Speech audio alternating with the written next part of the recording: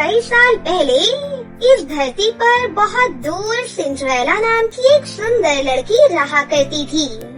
Cinderella की माँ को गुजरे हुए बहुत साल हो गए थे। उसके पिता ने ही उसे पाल पोस कर बड़ा किया था। जब सिंड्रेला के पिता ने दूसरी शादी की, तब उसके जीवन में बहुत बदलाव आया। उसके पिता की नई पत्नी और उसकी 2 बेटियां सौतेले पिता के घर रहने आ गईं। पहली बार जब वो मिले, तब से सौतेली माँ को सिंड्रेला एक आंख नहीं भाती थी। वो और उनकी बेटियां सिंड्रेला की खूबसूरती और उसके स्वभाव से बहुत ज्यादा जलती थीं। सिंड्रेला की बहन सिंड्रेला जितनी खूबसूरत नहीं थी। इतना ही नहीं, वो दोनों कामचोर और बिगड़ी हुई भी थीं। एक दिन किसी काम के कारण सिंड्रेला के पिता को लंबी यात्रा पर जाना पड़ा और यही वो समय था जब सिंड्रेला की सौतेली माँ और बहनों ने उसके जीवन को नर्क बना दिया। जब सिंड्रेला अपने बगीचे में अपने प्यारे पंछियों के साथ बातें कर रही थी, तब उसकी सौतेली माँ उसके पास आई। आज के बाद तुम इस अटारी में रहोगी, घर के सारे काम करोगी और मुझे तुम्हारा इन कपड़ों में घूमना फिरना बिल्कुल पसंद नहीं है। सिंड्रेला को पता नहीं था कि इस पर वो क्या बोले। असहाय रूप से जैसा उसे कहा गया उसने किया। उसने अपनी चीजें उठाई और अटारी में चली गई। उस दिन के बाद से सिंड्रेला घर के सारे काम खुद ही कर लिया करती थी। वो बहुत थक जाती थी, लेकिन ना उसकी सौतेली माँ या उसकी सौतेली बहनों को उस पर दया आती थी। फर्श को दोबारा ठीक से साफ करो। क्या तुम्हें धूल दिखाई नहीं देती? तुमने अभी तक कपड़े नहीं धोए। मेरे पास पहनने के लिए कुछ नहीं है। सिंड्रेला के पास चूहे और खिड़की पर आकर बैठने वाले पंछियों के अलावा और कोई भी दोस्त नहीं था।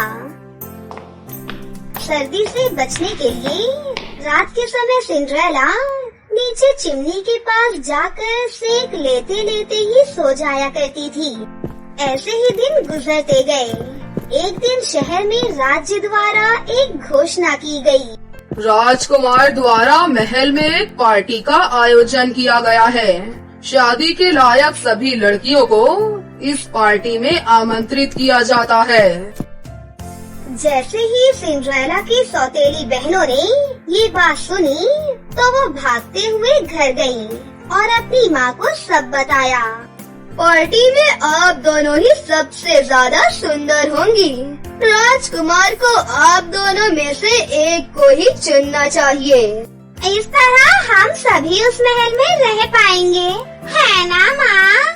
हमें तुम दोनों के लिए गाउन और सैंडल खरीदने होंगे। चलो खरीदारी करने के लिए जाते हैं। सौतेली माँ और बहनें बाहर चली गयीं। वहाँ खड़ी होकर ये बातें सुनने वाली सिंड्रेला उदास हो गई। कई दिनों से तैयारियाँ चल रही थीं। सौतेली बहनों के गाउन सिलकर आ गए थे। हर दिन वो दोनों शीशे के सामने खड़ी रहती और खुद को बताती, हम ही पार्टी में सबसे सुंदर लड़कियाँ होंगी।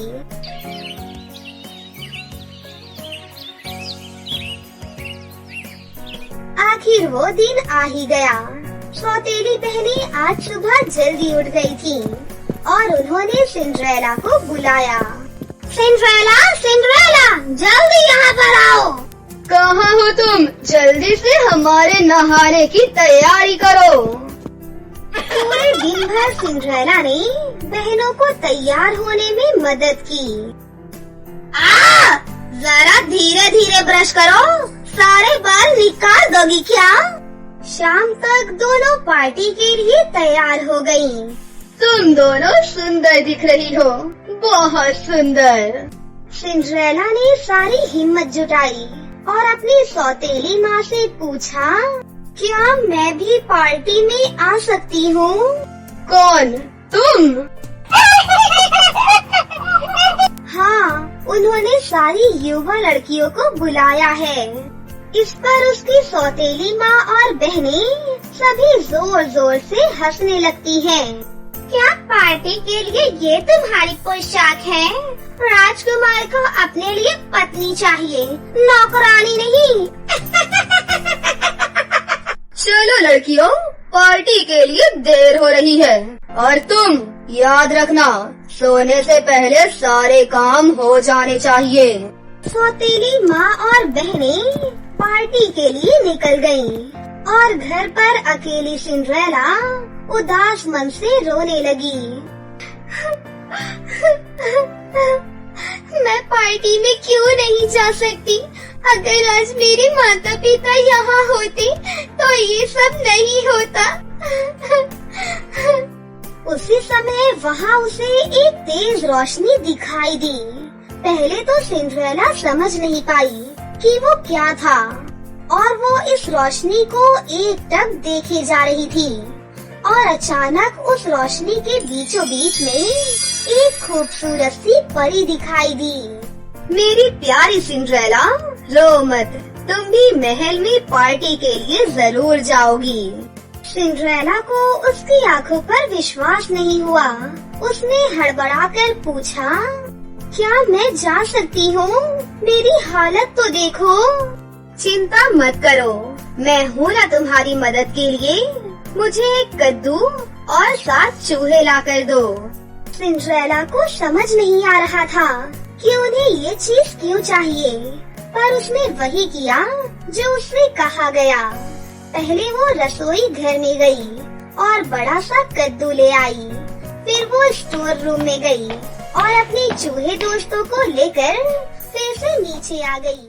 फिर परी ने अपनी जादुई छड़ी से कद्दू को एक सुंदर बग्घी में बदल दिया। फिर वो चूहों की तरफ मुड़ी। उनमें से एक ड्राइवर बन गया और बाकी 6 सुंदर सफेद घोड़ों में बदल गए। आश्चर्यचकित सिंड्रेला बग्घी और घोड़ों को देखे जा रही थी। तभी परी उसकी तरफ मुड़ी। जब उसने अपनी जादुई छड़ी से सिंड्रेला को छुआ तो उसकी पुरानी ड्रेस एक खूबसूरत पार्टी गाउन में बदल गई और उसके पैरों की चप्पल सुंदर कांच के जूतों में बदल गई। अरे वाह, मैं राजकुमारी की तरह दिख रही हूँ ना? अब पार्टी में जाने का समय हो गया है, पर भूलना मत, जैसे ही घड़ी में 12 बजते हैं तुम घर चली आना, क्योंकि उसके बाद तुम पहले जैसी हो जाओगी।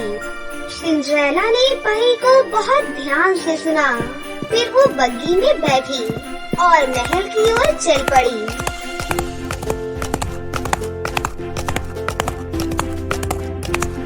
उसकी खूबसूरत बग्घी महल के सामने जाकर रुक गई।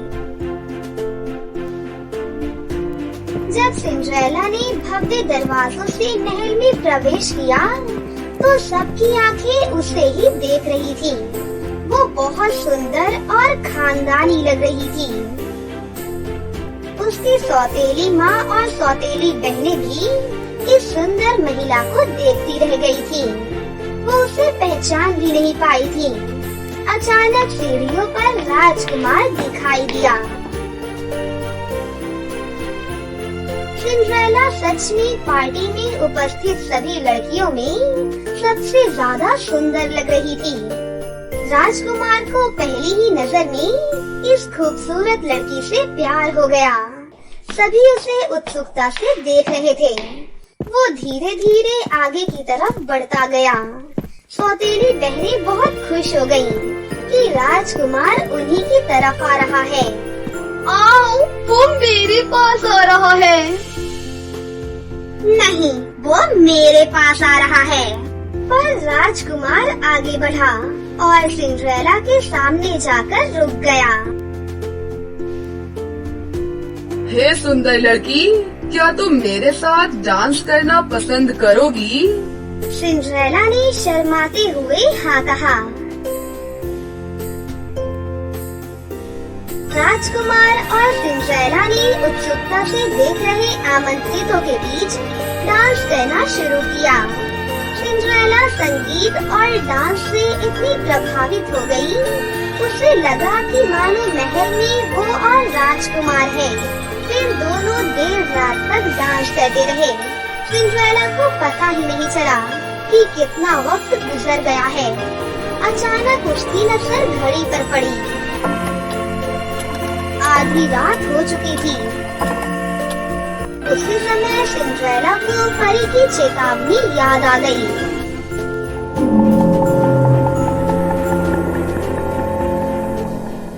हड़बड़ाकर उसने राजकुमार को वहीं छोड़ा और वो भागने लगी।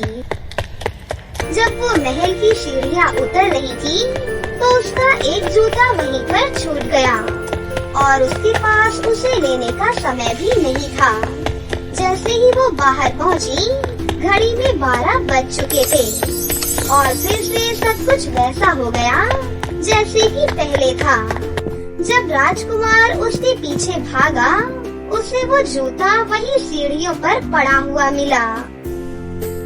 पता करो ये जूता किसका है, फिर चाहे इसके लिए राज्य की सारी लड़कियों से आपको मिलना पड़े, लेकिन उसे ढूंढ कर लाओ।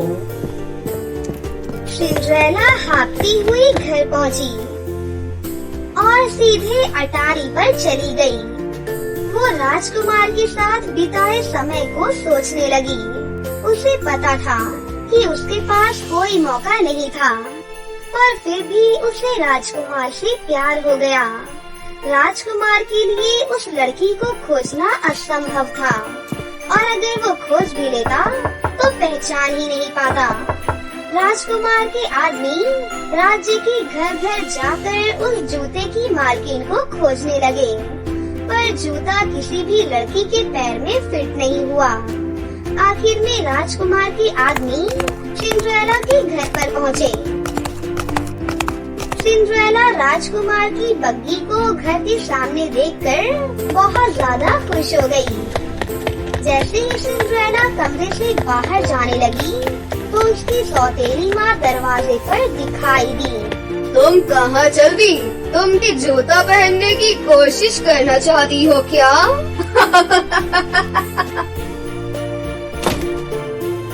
शैतानी हंसी के साथ उसकी सौतेली माँ ने अटारी का दरवाजा बंद कर दिया। नहीं, मेहरबानी करके दरवाजा खोलो, मेहरबानी करके प्लीज। कितनी बकवास बात है। राजकुमार और तुम में क्या समानता होगी भला? तभी आदमी ने पहले पतली बहन को जूता पहनाया, पर वो उसके पैर के लिए बहुत छोटा था।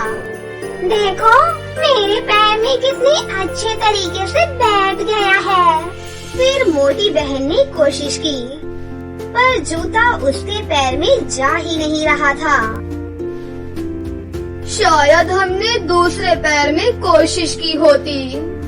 उन्होंने कोशिश तो बहुत की, पर नाकाम रहे। सिंड्रेला ने खिड़की की तरफ दौड़ने की आखिरी कोशिश की, पर खिड़की बहुत ऊपर थी। वो बहुत रोने लगी। उसे रोता देख उसके चूहे दोस्त उसके पास आए। मेरी सौतेली माँ ने मुझे बंद कर रखा है, चाबी उसी के पास होगी। चूहा दरवाजे के नीचे से फिसलकर बाहर आ गया। सौतेली माँ दरवाजे पर राजकुमार के आदमियों के साथ खड़ी बातें कर रही थी। आप कल क्यों नहीं आते? आज वो बहुत ज्यादा थकी हुई हैं और पैरों में सूजन है। चूहे ने सौतेली माँ के गाउन पर कूदकर चाबी निकाल ली और ऊपर की ओर दौड़ा। उसने चाबी दरवाजे के नीचे से अंदर सरकाई। चाबी देखकर सिंड्रेला बहुत ज्यादा खुश हो गई। दरवाजा खोलकर वो जल्दी से नीचे की तरफ भागी। अरे, तुम बाहर कैसे निकल आई? कृपया रुकिए, जाइए मत, मुझे भी जूता पहनना है। सौतेली माँ और बहनें ये सब सुनकर जोर जोर से हंसने लगी।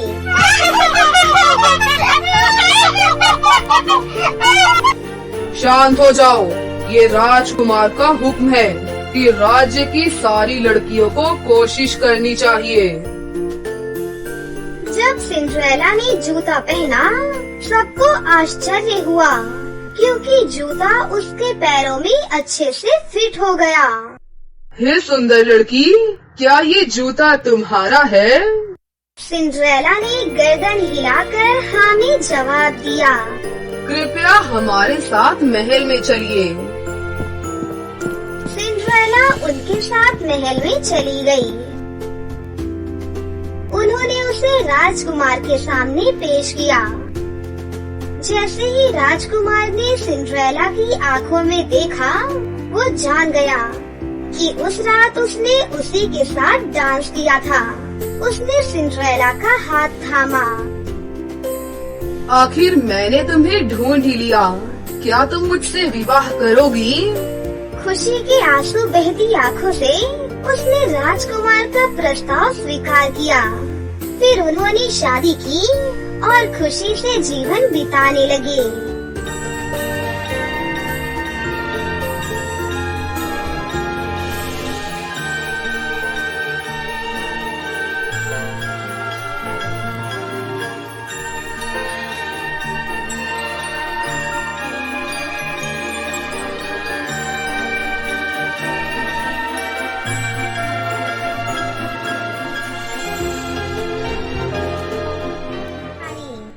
जामनगर गांव में सुहानी नाम की एक लड़की रहती थी।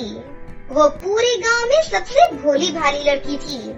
स्कूल और गांव की कुछ लड़कियां सुहानी के भोलेपन का फायदा उठाती थी। एक दिन सुहानी अपनी माँ से कहती है, माँ, बहुत दिन हो गए, मैं स्कूल में कुछ अच्छा लेकर नहीं गई। रोज वही रोटी सब्जी। आज आप मेरे लिए छोले भटूरे बना दो ना। ठीक है बेटा, बना देती हूँ। और फिर सुहानी की माँ उसके लिए छोले भटूरे बना देती है। उसके बाद सुहानी स्कूल चली जाती है। स्कूल में रिसेस के टाइम सभी बच्चे अपना अपना टिफिन बॉक्स खोलते हैं। सुहानी जैसे ही अपना टिफिन बॉक्स खोलती है, उसके छोले भटूरे की खुशबू पूरे क्लास में फैल जाती है। उसके पीछे दो शातिर लड़कियां बैठी थीं।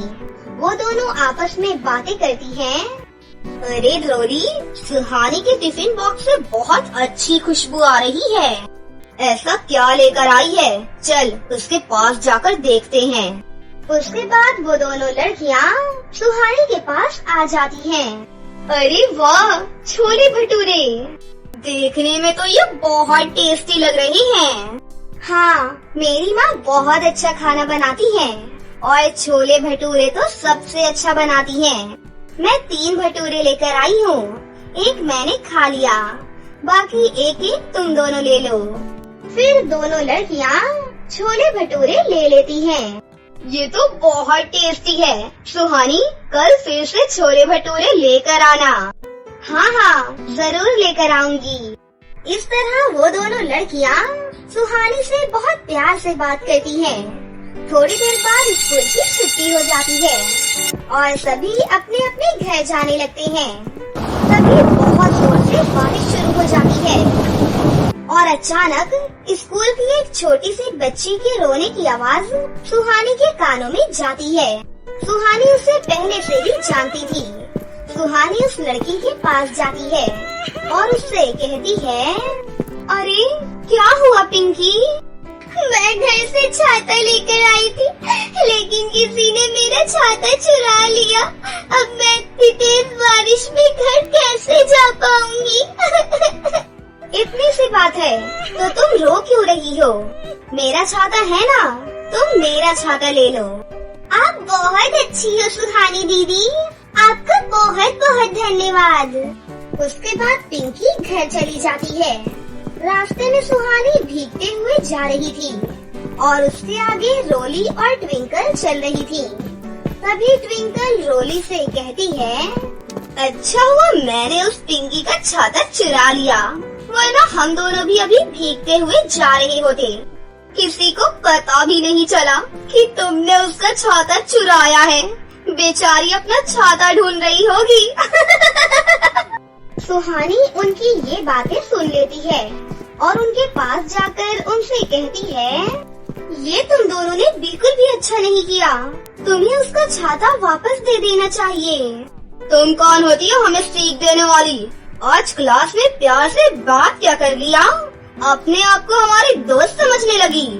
तुम जैसी बेवकूफ लड़की से तो कोई दोस्ती ही ना करना चाहे। आ गई हमें सीख देने। उसके बाद दोनों बातें करते हुए वहाँ से चली जाती हैं। उन दोनों की बातें सुनकर सुहानी को बहुत दुख होता है। फिर सुहानी सारी बातें भूलकर आगे बढ़ती है। तभी उसे रास्ते में एक परी रोककर कहती है, तुम भीगते हुए क्यों जा रही हो? तुम्हारे पास छाता नहीं है क्या? अपने सामने परी को देखकर सुहानी को खुद की आंखों पर विश्वास ही नहीं हो रहा था। क्या आप परी हो? मैं सिंड्रेला परी हूँ। मैं इस गांव के राजकुमार से मिलने आई थी। वो मेरे बहुत अच्छे दोस्त हैं। लेकिन मैं इस बारिश की वजह से वापस परी लोग नहीं जा पा रही हूँ। इसलिए मैं यहाँ खड़ी थी कि तभी तुम मुझे यहाँ नजर आ गई। मेरा छाता? मुझे पता है, तुमने अपना छाता पिंकी को दे दिया है। तुम बहुत अच्छी लड़की हो सुहानी। आपको मेरा नाम कैसे पता चला? और तो और आपको उस लड़की का नाम भी पता है जिससे मैंने अपना छाता दिया था। मैं किसी को भी देखकर उसका नाम पता लगा सकती हूँ। मैं सब जानती हूँ। ये सब जाने दो। मैंने तो तुम्हें ये छाता देने के लिए रोका था। उसके बाद सिंड्रेला सुहानी को छाता दे देती है। अब तुम जाओ। तुम्हारी माँ तुम्हारा इंतजार कर रही होंगी। और हाँ, इस छाते का बड़े ही सूझबूझ से इस्तेमाल करना। इसके बाद सुहानी छाता लेकर घर जाने लगती है। फिर सुहानी वो छाता खोलती है। वाह, कितना सुंदर छाता है। तभी वो छाता बोलता है, सुहानी, मैं तुम्हारी क्या मदद कर सकता हूँ? अरे, तुम तो बोल रहे हो। हाँ, क्योंकि मैं एक जादुई छाता हूँ। बताओ, तुम्हें मुझसे क्या मदद चाहिए? मैं तो बस इस जोरदार बारिश से बचना चाहती हूँ। तुम्हें मुझे हाथों से पकड़ने की जरूरत नहीं है। तुम जहाँ जहाँ जाओगी, मैं अपने आप तुम्हारे साथ चलता रहूँगा। उसके बाद सुहानी छाता छोड़ देती है और छाता अपने आप सुहानी के साथ चल रहा था। चलते चलते सुहानी ट्विंकल और रोली से आगे निकल जाती है। वो दोनों ये सब कुछ देख लेती हैं और आपस में बोलती हैं, रोली, तुमने देखा? सुहानी का छाता बिना पकड़े ही चल रहा है। हाँ, काश ये छाता हम दोनों के पास होता। चलो ट्विंकल, इस छाते को हम दोनों हड़प लेते हैं। दोनों सुहानी के पीछे पीछे चलने लगती हैं। तभी सुहानी की नजर रास्ते में एक बूढ़े आदमी पर गई। वो आदमी अपने घर की चौखट पर बैठकर रो रहा था।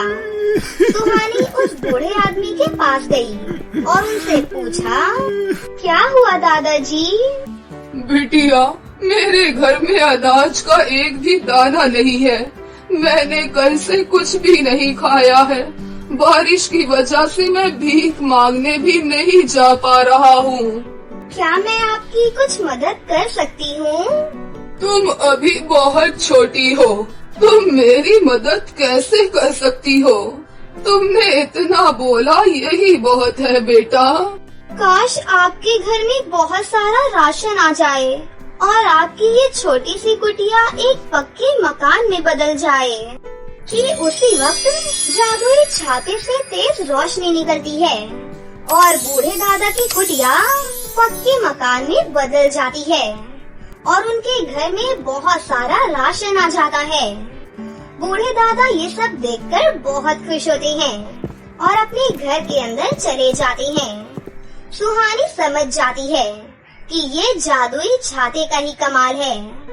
थोड़ी देर बाद बारिश भी बंद हो जाती है और सुहानी छाता बंद करके अपने घर की तरफ निकलती है।